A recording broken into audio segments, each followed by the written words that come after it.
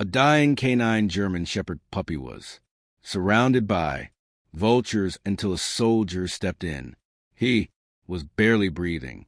A canine German Shepherd puppy, no more than a few weeks old, lay trembling in the dust, ribs showing, eyes glassy, too weak to move. Around him, a circle of vultures edged closer, hungry, ruthless, and patient. Most people would have looked away, but one man didn't. A U.S. military soldier on leave, driving through the scorching Texas back roads, saw something in that pup's eyes that stopped him cold. What he did next changed not only the puppy's fate, but his own. This is a story of how a forgotten canine left for dead found a new purpose and a bond with a soldier that would defy all odds. What happened between them will make you question everything you know about loyalty, second chances, and what it means to fight for life when no one else will. Before we begin, make sure to subscribe to the channel, like this video, and turn on notifications. It helps us bring you more emotional and inspiring stories like this one. Stories that deserve to be heard. Are you ready? Let's begin. Sergeant Matthew Kane hadn't planned to stop that day. He was on his way back to base after visiting his grandmother in rural Texas. The desert road stretched endlessly in front of him, cracked asphalt searing, sunlight, and not a soul in sight. His AC barely worked, and the only thing louder than the hum of his battered Jeep was the silence outside. That kind of silence wasn't peaceful. It was dead. Matthew had seen war. He'd watched entire towns vanish in smoke overseas. But there was something unsettling about the stillness in front of him now. Something unnatural. Then he saw it. At first, it looked like a pile of cloth in the distance. Maybe trash blown off a passing truck. But something made him slow down. His military instincts kicked in. Awareness sharp, eye scanning. As he rolled closer, his stomach dropped. It wasn't trash. It was alive. A small, motionless puppy, its fur caked in mud, ribs protruding like sharp bones, lay twisted on the side of the road. Surrounding him were vultures, 5 or 6, circling with that sickening, patient rhythm only scavengers knew. Waiting, Matthew slammed on the brakes. He jumped out of the Jeep, boots hitting the hot ground. "Hey!" he shouted, grabbing a crowbar from the back. The vultures didn't budge. Not at first. One even spread its wings wider as if daring him to come closer. He charged at them. They scattered their wings, flapping in frustration, but they didn't go far. They knew what he didn't yet, that the pup probably didn't have long. Matthew knelt beside the animal. It was a German Shepherd, unmistakably, but younger than he expected, maybe 2 months old at most. His fur was patchy, his breathing faint, his eyes opened, just a sliver, enough to reveal a glassy brown gaze, barely clinging to life. The soldier's heart clenched. "Hey, buddy," he said softly, his voice cracking in the dry wind. "What happened to you?" There was no tag, no collar, just a single tattoo mark on the inner thigh. One Matthew recognized immediately. A military K9 breeder's code. Someone had bred this pup for service for combat, detection, or protection. But he hadn't made the cut. Maybe he'd been sick or weak, or maybe someone had dumped him like trash the moment he showed signs of struggling. Matthew had seen it before. Pups that didn't meet strict standards were sometimes let go. It was rare, but it happened, especially in underfunded or corrupt programs. But left out here to die in the sun, not on his watch. Matthew took off his shirt and carefully wrapped the trembling body. He could feel the faintest heartbeat against his chest. There wasn't much time. He ran back to the Jeep and laid the pup across the passenger seat, turning the AC vent toward him, even though it was barely blowing. Dust swirled around them as he sped off, tires screeching against gravel. He didn't even know where the nearest vet was, but he wasn't going to stop driving until he found one. "Stay with me, buddy," Matthew whispered, gripping the wheel. "You hear me? You're not going out like this." The puppy didn't respond. His eyes fluttered shut, his body limp, but Matthew didn't give up. Not yet. 20 minutes later, he screeched into a small town veterinary clinic, slamming on the horn until someone ran outside. A young woman in scrubs rushed out, eyes wide, when she saw the bundle in his arms. "What happened to him?" "I don't know," Matthew breathed, "but he's not dying." Today, as the doors swung open and the dog was rushed inside, Matthew stood, frozen on the pavement, shirtless, drenched in sweat, hands shaking. He'd seen dying soldiers. He'd carried them, buried them. But this was different, because in the middle of nowhere, when no one else cared, a half-dead puppy had looked at him, and something inside Matthew cracked open, and he didn't know it yet, but saving this pup might just be what ended up saving him. The clinic smelled like antiseptic and urgency. Sergeant Matthew Kane paced back and forth in the small waiting room, shirt still off, dirt still, clinging to his jeans. His hands were fists at his bond, jaw clenched so tightly it hurt. Through the double doors, voices murmured, a mix of medical jargon and commands. He didn't know why this mattered so much. He didn't even know the dog, but something in that pup's eyes, that glassy half-dead look surrounded by vultures, it triggered something deep, something he couldn't shake. The same look he'd seen in the mirror after deployment. The door creaked open. The young vet, Dr. Harper Lang, walked out. Her eyes were tired, but kind. She wiped her forehead with her sleeve and offered a cautious smile. "He's not out of the woods," she said, "but he's breathing on his own." Matthew exhaled like he hadn't in hours. He was severely dehydrated, she continued. He, disturbed, underweight, and covered in old bruises. "Honestly, it's a miracle he was still alive when you found him." Matthew nodded slowly. "He's a K9. Harper raised an eyebrow. "Military bred for it," he said, and explained the tattoo. "Code. But he didn't make it, I guess. So someone dumped him." Harper's face hardened. "That's unforgivable." Matthew looked down. "I've seen worse. Doesn't make it right, though." She tilted her head. "Are you his handler?" "No," he said. "We just seen. Crossed paths." Silence. "Can I see him?" Harper hesitated, then nodded. He sedated. "But yeah, come on." She led him through the hallway, past rows of kennels and exam rooms, until they reached a small recovery suite. Inside, under a heating lamp and blankets, lay the pup, and 4 was taped gently to his leg, and a soft beeping monitor kept rhythm with his slow but steady pulse. Matthew stepped closer, kneeling. The dog looked fragile, too small for his breed, ears too big for his head, fur patchy and dull, but he was breathing.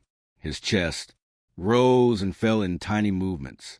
"He doesn't have a name," Harper said, softly from the doorway. "Do you want to give him one?" Matthew blinked. He hadn't thought about that. A name meant something permanent. A name meant claiming him, caring for him. He didn't even know if he'd be allowed to keep him. He was active duty on a tight schedule, living between deployments. But still, the question hung in the air. He thought of the way the pup had held on even when death circled him. "Valor," he whispered. "His name's Valor." Harper smiled. "Fits him. For The next 2 hours, Matthew sat beside the table, barely moving. He watched the pup's breathing, counted each rise and fall. His phone buzzed. Text from his base from friends, but he ignored them. All. He was somewhere else now, mentally, far from duty and deadlines. At one point, Valor stirred. His eyelids fluttered, his paw twitched. Then, as if pulled by instinct, his little body turned slightly toward Matthew. Barely, but enough. Matthew reached out and gently touched the pup's head. "I got you," he whispered. "You're not alone." Harper peeked in later and paused at the doorway. She saw the way the soldier sat, silently, protectively, eyes never leaving the fragile body beside him, and something told her this was more than just rescue. This was redemption. Later that evening, as the sun dipped behind the horizon, Matthew made a call to his commanding officer. "I need to extend my leave." "You okay, Kane?" the voice on the other end asked. "I think I just took on a mission." There was a pause. "Something to do with that dog." Matthew didn't answer at first. He looked down at Valor, sleeping, healing, surviving. "Yeah," he finally said, something exactly like that. He didn't know what came next, but he knew one thing for sure. That pup wasn't going back to the dirt road. Not while he was still breathing. Because maybe, just maybe, saving Valor was a first step in saving himself. 3 days passed.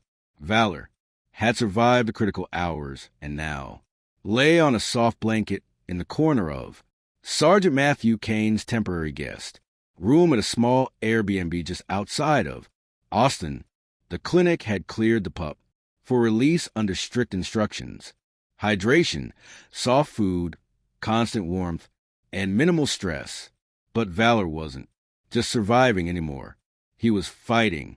The first time he stood on his shaky legs, it took every ounce of strength he had. His paws slipped a little on the wooden floor, but he didn't fall. Matthew had watched in silence, breath held as the pup took 2 slow steps.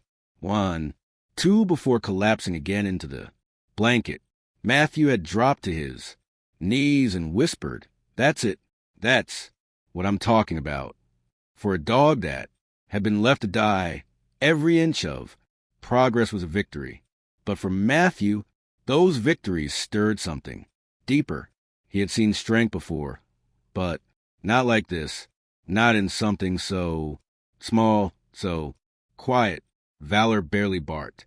He didn't wag his tail yet. He still flinched at sudden movements and once even growled softly in his sleep. Trauma, Harper had said, not just physical. Matthew understood trauma too well. Nights were the worst. Valor would twitch in his sleep, little whimpers, body tense, ears flat.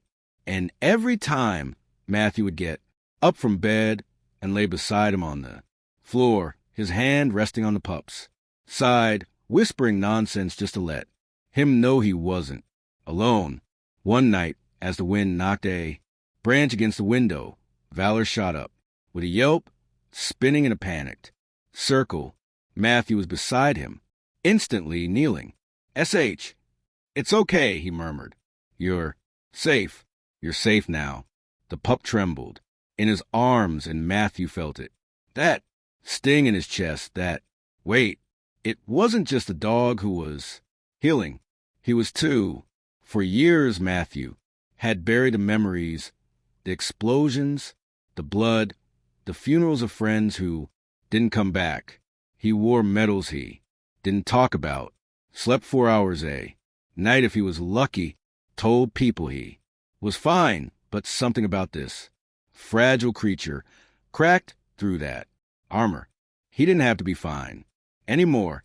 On the 5th day, Harper stopped by to check on Valor. She brought more supplies, vitamins, bandages, special food. As she walked in, she froze at the sight. Matthew, kneeling on the floor, was gently rubbing Valor's belly. The pup was stretched out, tail finally wagging just a little and his eyes half closed in comfort. Well, Harper said with a soft laugh, looks like someone's found his person. Matthew looked up and smiled, for the first time in days. A real one. He follows me around now, he said. I take a step and he's right. There, can't even pee alone. Harper knelt next to him. That's trust. You earned that. Matthew's face grew serious. He's still scared, though. There's something in him, like he's waiting for it all to disappear. Dogs. Don't forget trauma, she said gently. But they remember love. More. Valor reached his paw toward Harper, sniffing her hand with cautious curiosity. Then, to their surprise, he licked her fingers once and settled back beside Matthew. See, she whispered, he's starting to believe in safety. Later that evening, Matthew took Valor outside. The Texas sunset painted some of the sky in deep oranges and purples. For the first time, the pup wandered a bit, sniffing the grass, lifting his head at distant sounds. A bird, a car, a plane overhead. When Matthew called his name, Valor, the pup turned, ears perked, and ran to him, wobbly, clumsy, but fast. Matthew laughed, a real deep laugh he hadn't heard come from his own throat in years. You're getting stronger, he said, crouching down. You're a fighter. Valor pawed at his boot and wed softly. Then, unexpectedly, he pressed his head against Matthew's chest, a small, warm gesture of something more than comfort, of connection. Matthew swallowed hard, because for the first time in a long time, someone needed him. Not because of his rank, not because of duty, but simply because he cared. That night, as they both fell asleep on the floor, soldier and pup, a storm rolled in and neither of them flinched. The next morning didn't bring light. Thick gray clouds hung low over the Texas sky, the kind that promised more than just rain, the kind that hinted at something deeper, a shift, a test. Matthew Kane woke early, instincts still honed from years in combat. His body knew how to sense a storm before it broke. He opened the curtains and watched the wind whip across the yard, dust spiraling into the air like warning signals. Valor was already awake, sitting at the foot of the bed. He longer trembled in the mornings, but his ears twitched with every gust outside. His instincts were sharp, just like Matthew's. It was like they both knew something was coming. By noon, the wind had turned violent. Rain came down in sheets, hammering the roof of the Airbnb like gunfire. The local news crackled through the old radio on the kitchen counter. Flash flood warning across Travis County. Residents advised to stay off rural roads. Power outages expected. Matthew looked down at Valor, who now lay near the back door, watching the rain with wide eyes. We're staying put, Matthew muttered, not risking these roads. But staying still didn't mean staying safe. At 3:42 p.m., the power went out. The lights flickered once. Then darkness. Silence. Valor jumped, ears back, tail tucked. The sudden drop into pitch black startled even Matthew, though he didn't show it. He moved calmly, grabbing a flashlight and lighting a few candles. It's just a grid, he said gently, kneeling beside the pup. We're good. Just you and me. All right. But it wasn't just the power.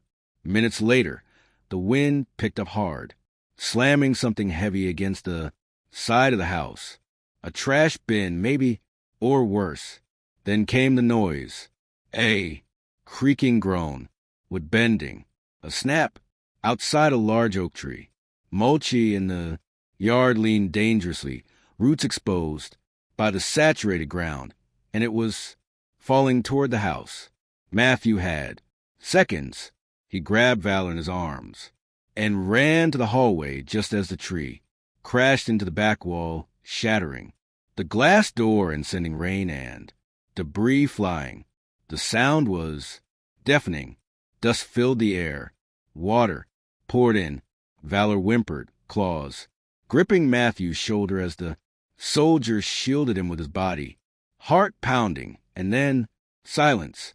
The tree had split part of the house in two, crushing the kitchen and back living room, but they were safe in the hallway by barely. Matthew coughed, brushing plastered dust off his face, cradling the pup close. Okay, he breathed, heart racing. Okay, we're all right. He stood slowly, Valor still in, his arms, surveying the damage. The back, half of the house was gone.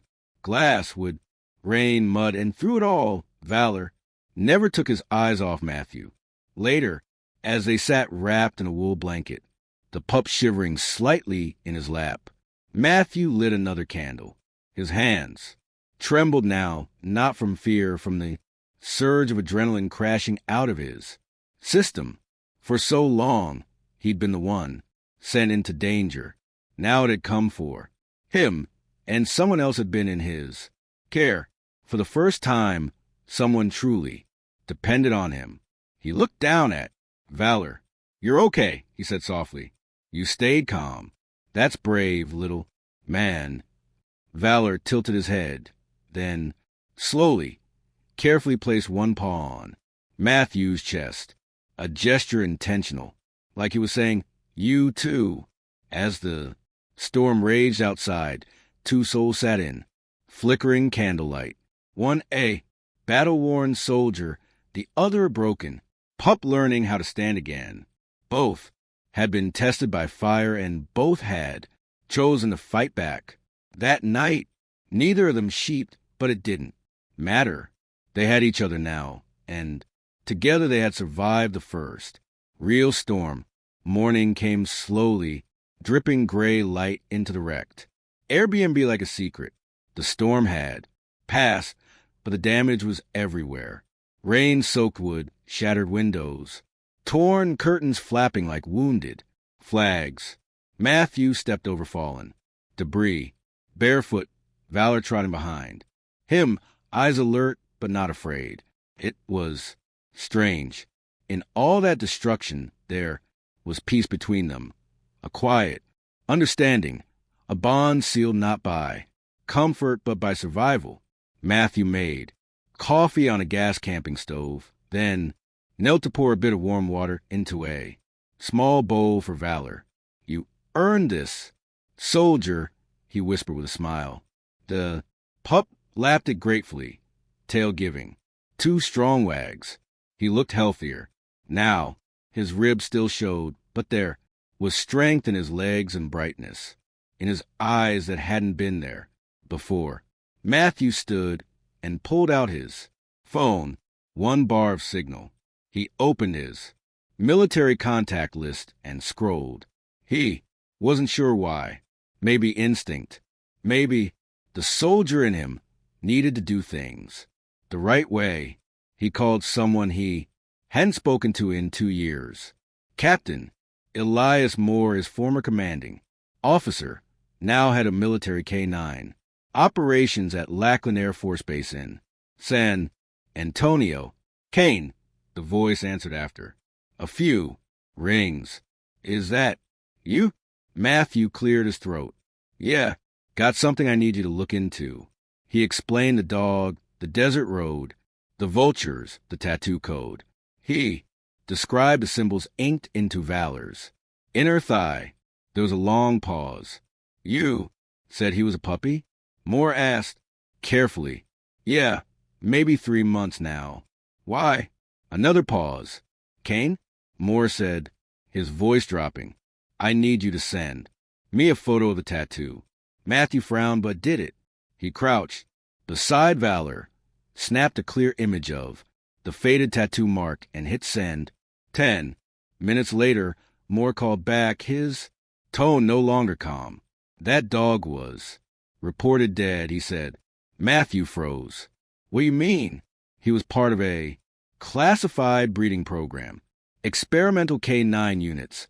Selective traits. Valor was one of only 3 in the batch, but someone at the facility flagged him early for behavioral inconsistency. That's protocol talk for disobedience or fear. They said he was euthanized. Matthew's jaw tightened. Well, they lied. Yes, Moore said they did, or someone didn't finish the job. Matthew looked down at Valor. The pup sat by his feet, watching him with complete trust. So someone tried to kill him. He whispered. Moore didn't deny it. Matthew felt cold all over. Why would they fake it? Just to cover a mistake. Maybe, Moore said, or maybe someone higher up didn't want records of failure tied to the program.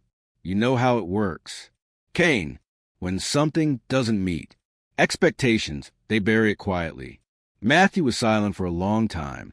Then he asked, "Are they going to come for him?" Moore hesitated. "They don't know. You have him. And unless you report it, they won't." Matthew ended the call without another word. He sat on the ruined couch, Valor curling up beside him, resting his head on Matthew's leg like he belonged there, like he knew.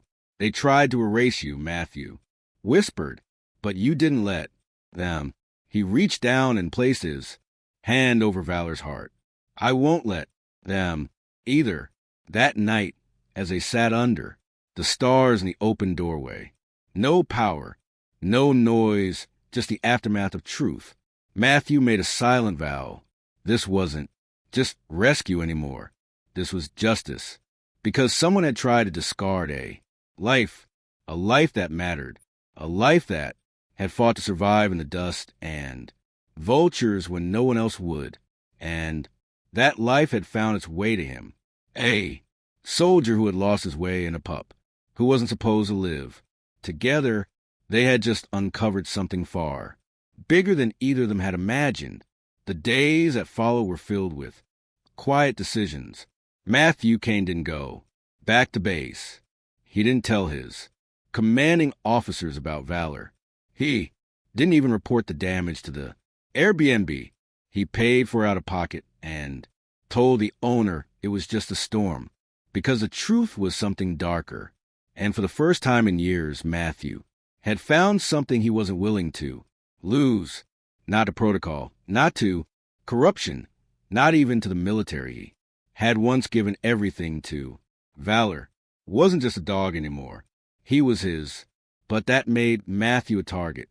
Two, if the facility that had tried to euthanize the pup found out he was still alive, there was no telling what they'd do to cover it. The breeding program was supposed to be flawless. They wouldn't tolerate failure being exposed, not when millions of dollars and reputations were on the line. So Matthew moved.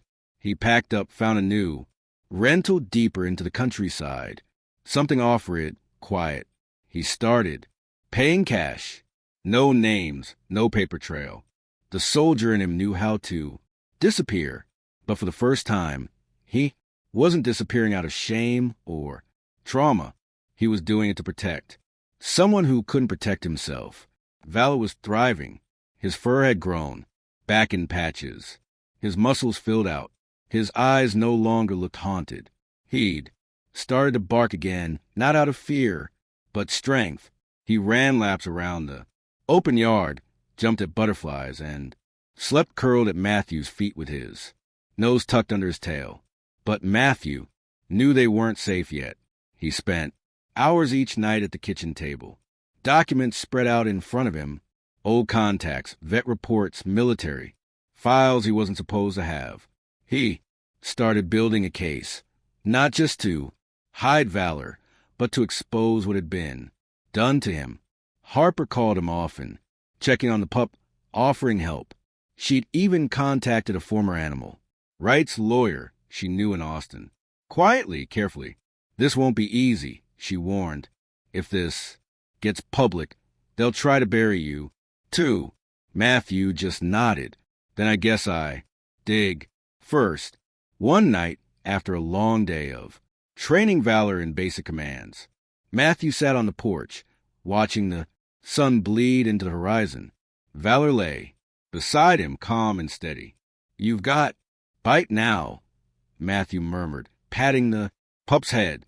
"Not just bark." The dog looked up at him, head tilted. "You're strong, Valor. You weren't supposed to survive, but you did. That's not a mistake. That's a message." And then, for the first time since the rescue, Valor did something unexpected. He stood on all fours, stepped forward, and placed both front feet onto Matthew's knees. He leaned in, close, nose to face, and licked his chin. Once, gently, deliberately, then sat down, eyes never leaving his. It wasn't just affection, it was understanding. And in that moment, Matthew knew they weren't running anymore. They were preparing. The very next morning, he called Harper and said, "I'm going to take this public." "Are you sure?" "I'm not doing it for me. I'm doing it for every pup they threw away like he didn't matter. He's proof. He's living proof." Harper took a long breath. "Then, let's do it right."